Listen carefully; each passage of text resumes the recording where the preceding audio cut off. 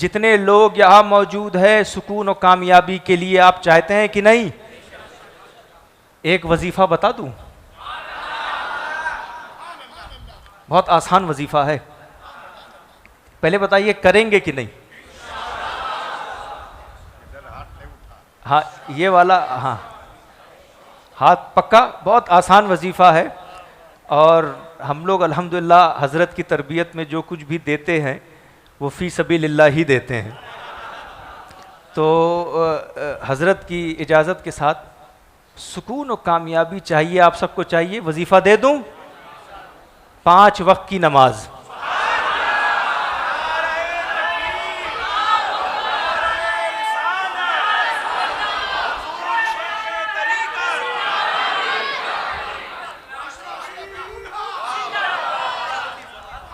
पाँच वक्त की नमाज। ये जो आज भीड़ है, आप कम्युनिटी में आपकी शिकायत है ना कि हज़रत ये नहीं हो रहा है, वो नहीं हो रहा है, काम नहीं हो रहा है, ज़मीन ली तो उस पर काम नहीं हो रहा है, और कुछ नहीं तो ज़मीन नहीं मिल रही है, ये परेशान कर रहे हैं, वो परेशान कर रहे हैं। आज जो भीड़ है इस वक्त, जिस दिन ये भीड़ फजर में हो जाएगी और ज़ोहर और असर और मगरिब और इशा में ये रोज़ाना भीड़ होगी, आप देखिएगा आप जहां इशारा करेंगे वो आपका हो जाएगा। सुभान अल्लाह, सुभान अल्लाह। इतनी पावरफुल नमाज है और ये इमाम हुसैन ने हमें बताया है। उनके पास इसलिए सुकून था कि तकलीफ़ें आती रही, भूख प्यास, खेमों को जलाया गया, जो भी जुल्म और सितम करना था सब कुछ किया। बच्चे शहीद हुए, भतीजे शहीद हुए, दोस्त शहीद हुए, सब शहीद हुए। इमाम हुसैन नमाज नहीं छोड़ रहे। पैगाम देखिए, वो अपने आप को हुसैनी कह ही नहीं सकता जो नमाज नहीं पढ़ता हो। सही और सच्चा हुसैनी वही है, और इमाम हुसैन के दामन को वाकई उसी ने पकड़ा है जो नमाज के दामन को पकड़ के चलता है। इसीलिए आपकी जितनी तकलीफें हैं, एक बेहतरीन इलाज बता दूं, वही नमाज। अब आप पढ़ेंगे कि नहीं? आज से सब कुछ छूट जाए, नमाज ना छूटे। और यहाँ देखिए इतनी खूबसूरत मस्जिद है, हमारे इमाम साहब सैयद साहब बड़ी प्यारी क़िरात भी करते हैं, इनकी आवाज़ भी अच्छी है ना। और आप बताइए, यहाँ आप आते हैं तो कोई टिकट लगता है, कुछ पैसा लगता है, कोई आपको रोकता है? सब फ्री है ना। तो फिर जो है मैदान हश्र में जब आप जाएंगे तो सबसे पहला सवाल किसका होगा?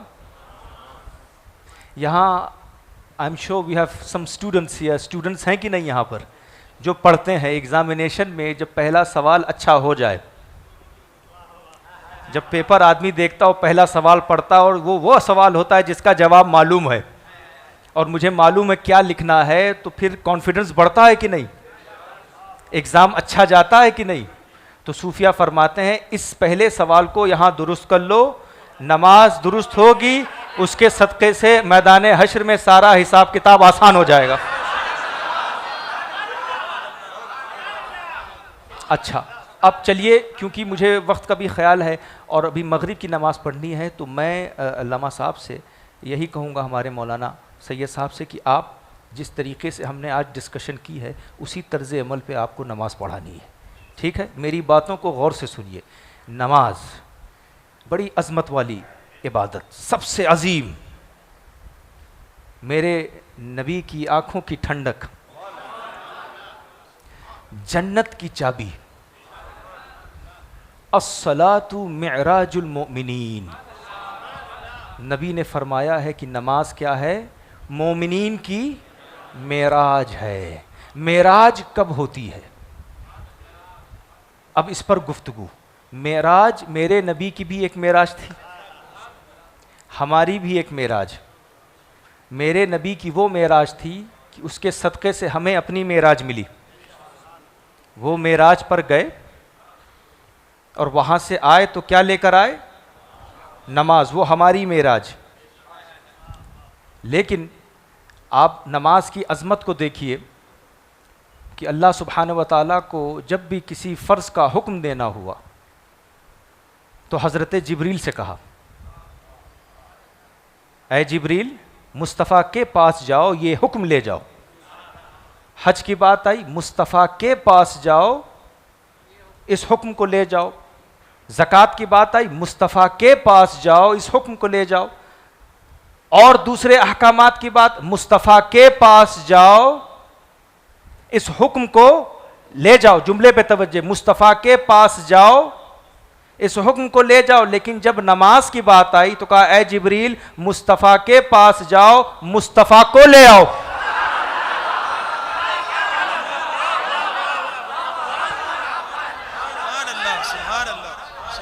अब नमाज की अजमत का आपको अंदाजा है, यानी मुस्तफ़ा को ले आओ।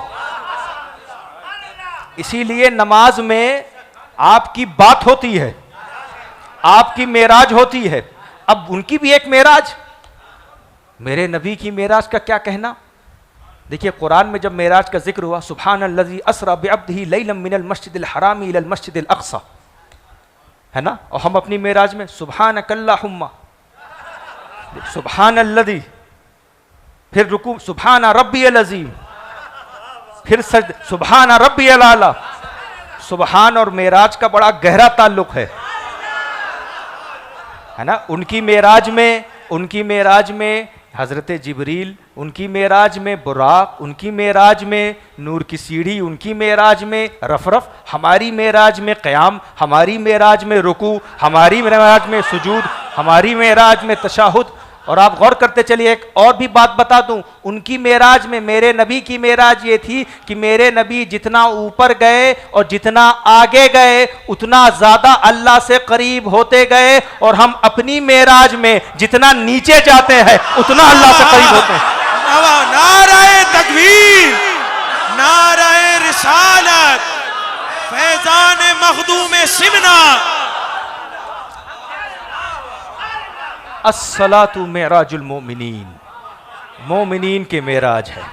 अच्छा, एक मकाम पर गालिबन हज़रत इमाम इब्ने सिरीन से पूछा गया, उनसे पूछा गया कि आपको क्या चाहिए, जन्नत की नमाज।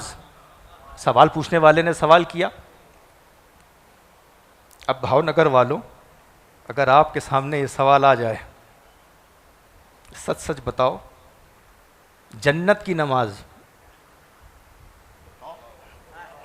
कैलकुलेट करो, हिसाब किताब शुरू करो।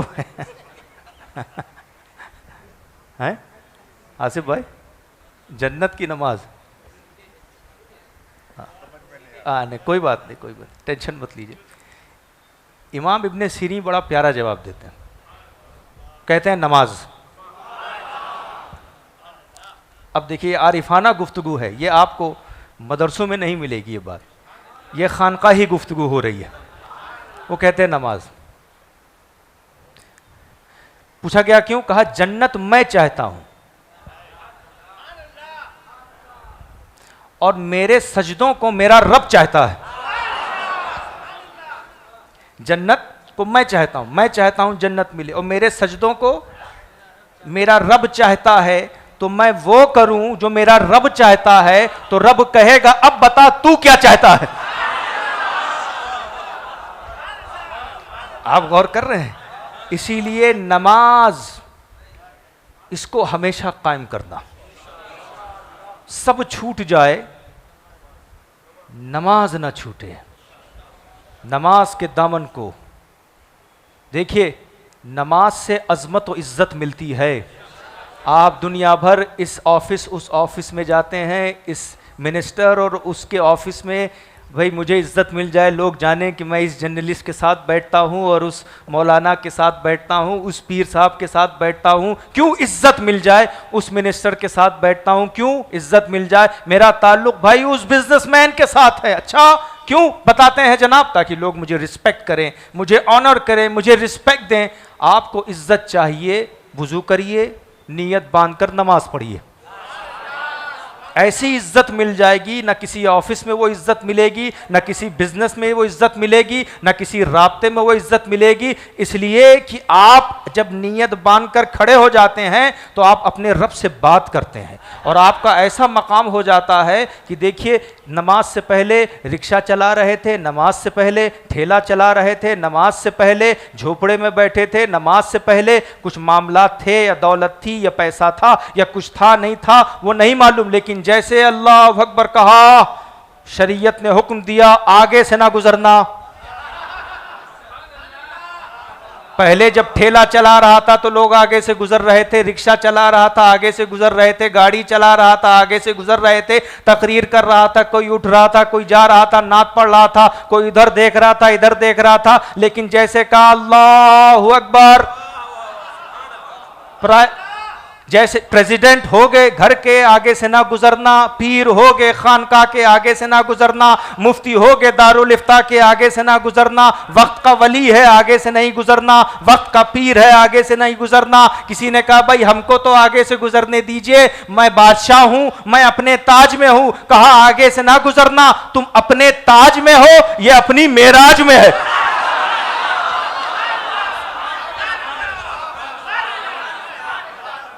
क्या मकाम है, क्या बुलंदी है। मैं तो कहता हूं नमाज में जो इज्जत मिलती है, जो मकाम मिलता है, जो बुलंदी मिलती है, आप गौर करिए इस पर कि आप कोई भी हो, है ना। देखिए ना, एक मुरीद को बुलंद कर दिया नमाज ने, एक बेटे को बुलंद कर दिया नमाज ने, एक शागिर्द को बुलंद कर दिया नमाज ने। कुछ ऐसा वक्त हुआ, मगरिब का वक्त था, अजान हुई, इकामत हुई, उस वक्त कोई मौजूद नहीं था। एक नौजवान था, मुस्तफ़ा की तरह दाढ़ी थी उसकी, उसको लोगों ने आगे बढ़ा दिया। उसने कहा अल्लाह अकबर, नमाज शुरू कर दी। बाद में पीर साहब आए, बाद में उस्ताज आए, बाद में उसका बाप आया, 3 लोग। अब जब तीनों ने नियत बांधी होगी तो बाप ने ये नहीं कहा पीछे मेरे बेटे के, पीर ने ये नहीं कहा पीछे मेरे मुरीद के, उस्ताद ने ये नहीं कहा पीछे मेरे शागिर्द के, नहीं, तीनों कह रहे हैं पीछे इस इमाम के। क्या मकाम, क्या बुलंदी है। इसीलिए अस्सलातु मेराजुल मोमिनीन, ये मोमिनीन की मेराज है, ये मोमिनीन की क्या है, इसे थाम के रखना। और याद रखना, सूफिया के यहां एक हदीस अक्सर बयान की जाती है, ला सलाता इल्ला बिहुदूरिल क़ल्ब, तुम्हारी नमाज नहीं जब तक दिल हाजिर ना हो। अब इस पर हुजूर शेख तरीक़त का तो बड़ा तफसीली खिताब है, मैं अपने अंदाज में इसको बयान करना चाहूँ। ला सलाता इल्ला बिहुदूरिल क़ल्ब, तुम्हारी नमाज नहीं जब तक दिल हाजिर ना हो। ये हज के ताल्लुक़ से नहीं कहा गया कि तुम्हारा हज नहीं जब तक दिल हाजिर ना हो, ना ज़कात के ताल्लुक़ से कहा गया, ना रमज़ान में रोज़ा रखने के ताल्लुक़ से कहा गया। इसलिए कि उसमें दिल हाजिर होता है। रमज़ान के महीने में 12 बजे अगर आपको कोई 1 कप चाय लाए पिएंगे आप, दिल हाजिर है। हज के वक्त आप एहराम में है, कोई खुशबू आपको दे लगाएंगे आप, दिल हाजिर है। पूरा साल गुजर गया, ज़कात निकालने का वक्त आया तो उस पर हजरत का बड़ा प्यारा जुमला है कि दिल ही नहीं दिमाग भी हाजिर होता है। हाँ, कि ज़्यादा जो है उतना ही निकले, ऐसा है कि नहीं। लेकिन जैसे कहा अल्लाहु अकबर, अब दिल और दिमाग कभी दुकान में, कभी मकान में, कोई सोच रहा है बीवी ने कहा ये सब्जी लाओ, कोई सोच रहा है फला ने कहा ये लाओ, कोई सोच रहा है भाई क्रिकेट का स्कोर क्या चल रहा है। दिमाग गायब, दिल गायब। और डिमांड नबी ने यहां की है कि नमाज में दिल को हाजिर करो। जब नमाज में खुशू और खुजू और दिल हाजिर होता है तब वो नमाज मेराजुल मोमिनीन बनती है। जब ऐसी नमाज हो जिसमें क्या हाजिर हो, दिल हाजिर हो, खुशू हो, खुजू हो, इखलास हो, वो फिर आप जो नमाज पढ़ते हैं जल्दबाजी में पढ़िए, वो उसे मेराजुल मोमिनीन नहीं कहा गया। जिसमें दिल हाजिर हो, जिसमें आपको पता है कि आप क्या कर रहे हैं। आपको मैं मुख्तसर अंदाज में समझा दूं, ये जो नमाज पढ़ते हैं आप, ये क्या है, ये अल्लाह अकबर, ये रुकू, ये सुजूद, ये तशाहुद, क्या है ये। अब मैं कुरान और हदीस, सही मुस्लिम, इब्न माजा और इमाम गज़ाली, बायज़ीद बुस्तामी, मखदूम अशरफ जहांगीर समदानी, शेख अबू हाजिम, हज़रत अब्दुल्ला इब्न मसूद के अक़वाल और तालीमात की रोशनी में बताता हूँ कि खानकाह में नमाज कैसे पढ़ाई जाती है। मुअज्जिन ने अजान दी, आप वुज़ू मनाने जाते हैं, आपने वुज़ू किया तो वुज़ू की नीयत क्या है कि हाथ धुल रहा हूँ, ये है कि हाथ की जो गंदगी है वो साफ हो रही है। सूफिया कहते हैं ये भी नियत कर लो कि हाथ से जो गुनाह किया है वो भी पाक है, वो भी साफ हो रहा है, वो भी धुल रहा है, हर आज़ा साफ हो रहा है, मुंह साफ हो रहा है, ज़बान से जो आपने गुनाह की वो साफ हो रहा है, आँख से जो गुनाह की वो पाक। इसी तरीके से जब बंदा आता है और अल्लाह की बारगाह में हाजिर होने जा रहा है तो अब नीयत कैसे की जाए, ये हज़रत शेख बायज़ीद बुस्तामी मखदूम साहब को आप पढ़िए, गौसे आज़म को पढ़िए, ख्वाजा साहब की तालीमात को पढ़िए, तो मैं उसका निचोड़ आपको बयान कर रहा हूँ कि जब आप मुसल्ले पे खड़े हो जाए, निगाह ज़मीन की तरफ हो, इसी तरफ मुझे लौटना है और ख्याल ये हो कि पीछे मौत का फरिश्ता खड़ा है और मैं पुल सिरात पे खड़ा हूँ, इस तवज्जे के साथ खड़े हो जाइए आप कि ये मेरी आखिरी नमाज है, फिर पता नहीं मुझे नमाज मिले कि ना मिले। और फिर बंदा नीयत बांध कर कहता है अल्लाहु अकबर, अब अपने हाथ को उठा देता है, ये बता देता है कि जितनी तकलीफें हैं, अपनी परेशानियों को बता रहा है। दुनिया वाले जो तंज करते हैं, परेशान करते हैं, बीमारियों को बता रहा है, देखो तुम कुछ नहीं हो, अल्लाहु अकबर, मेरा अल्लाह बड़ा है, मेरा रब बड़ा है। और गुनाहों और खताओं को अपने कंधे पर बोझ उठाकर वो खड़ा हो जाता है और फिर सना पड़ता है। और फिर जब सूरह फातिहा पढ़ता है, हदीस शरीफ में मौजूद है, सूरह फातिहा पढ़ता है, कहता है अल्हम्दुलिल्लाहि रब्बिल आलमीन। जब बंदा कहता है अल्हम्दुलिल्लाहि रब्बिल आलमीन, अल्लाह फरमाता है हमिदनी अब्दी, मेरा बंदा मेरी तारीफ कर रहा है। फिर कहता है अर्रहमानिर रहीम, अल्लाह सुब्हानहू व तआला फरमाता है असना अलैया अब्दी, मेरा बंदा मेरी सना पढ़ रहा है। फिर तुम कहते हो मालिकी यौमिद्दीन, अल्लाह सुब्हानहू व तआला फरमाता है मज्जदनी अब्दी, मेरा बंदा मेरी बुजुर्गी बयान कर रहा है। फिर फरमाता है फवदा इलैया अब्दी, मेरे बंदे ने अपने आप को मेरे सुपुर्द कर दिया है, अपने मामलात को मेरे सुपुर्द कर दिया है। फिर बंदा फरमाता है इज्जो इनकिसारी के साथ, आजिज़ी के साथ फरमाता है इय्याका नअबुदु व इय्याका नस्तईन। अल्लाह सुब्हानहू व तआला फरमाता है हादा बैनी व बैना अब्दी वली अब्दी मा साल, ये मेरे और मेरे बंदे के बीच में है। अब मेरा बंदा जो कुछ मांगेगा उसे अता किया जाएगा। बंदा फौरन मांग लेता है इहदिनस सिरातल मुस्तकीम सिरातल लज़ीना अनअमता अलैहिम गैरिल मग़दूबी अलैहिम वलद्दाल्लीन। तो अल्लाह फरमाता है हादा लि अब्दी वली अब्दी मा साल, ये मेरे बंदे के लिए है, मेरा बंदा जो मांगेगा उसे अता किया जाएगा। इसने इज्जत मांगी है, इसे इज्जत मिलेगी, इसने अजमत मांगी है, इसे अजमत मिलेगी, इसने दुनिया मांगी है, इसे दुनिया मिलेगी, इसने आखिरत मांगी है, इसे आखिरत मिलेगी। और फिर उस कैफ मस्ती में, उस दीवानगी में वो बंदा अल्लाह की बारगाह में अल्लाह के ही कलाम की तिलावत करता है। और जब वो तिलावत करता है और उसे महसूस होता है कि मुझे रहमत भी मिल गई, मुझे फजल भी मिल गया, मुझे करम भी मिल गया, मेरी मगफिरत भी हो गई, तो फौरन वो महसूस करता है कि गुनाहों का जो बोझ कंधे पे था वो हल्का हो गया है, फौरन रुकू में चला जाता है। सुभान रब्बियल अज़ीम, सुभान रब्बियल अज़ीम, सुभान रब्बियल अज़ीम। मेरा रब पाक है, अजमत वाला है, मेरा रब पाक है, अजमत वाला है। समी अल्लाहु लिमन हमिदा, जो अल्लाह की तारीफ करता है अल्लाह उसकी सुनता है। फिर सजदे में जाता है। नबी फरमाते हैं उसे खास कुर्बत चाहिए और खास कुर्बत सजदे में मिलती है। फिर वो सजदे में जाके कहता है सुभान रब्बियल आला, सुभान रब्बियल आला, सुभान रब्बियल आला। मेरा रब बुलंद है, मेरा रब पाक है और सबसे ज्यादा बुलंद है। फिर वो देखिए रुकू एक है, सजदा दो है। इस पर उलमा के मुख्तलिफ अकवाल है, मैं समझा दूं। जब वो पहला सजदा करता है फिर उठता है, देखता है दुनिया गफलत में है, वो देखता है दुनिया इधर उधर घूम रही है, बिजनेसों कारोबार कर रही है, ये अल्लाह की तौफीक है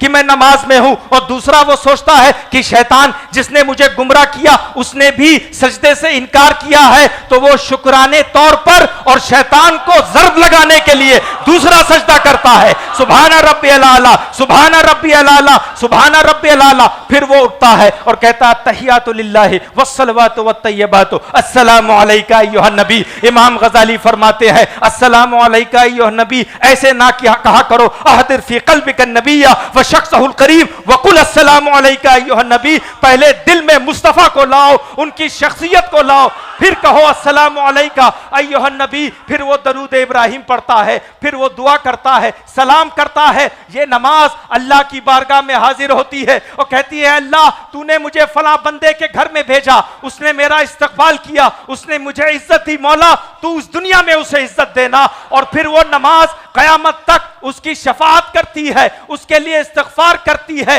ये हुजूर ये कल्ब की नमाज ये है। याद रखिए ऐसी वैसी नमाज मेराजुल मोमिनीन नहीं है। मैं आसान जुमले में समझा दूं, जब बंदा अपनी नमाज में अपने लिए इस्तिगफार करे वो नमाज़े मोमिनीन होती है, और जिस बंदे के लिए नमाज इस्तिगफार करे वो मेराजुल मोमिनीन होती है।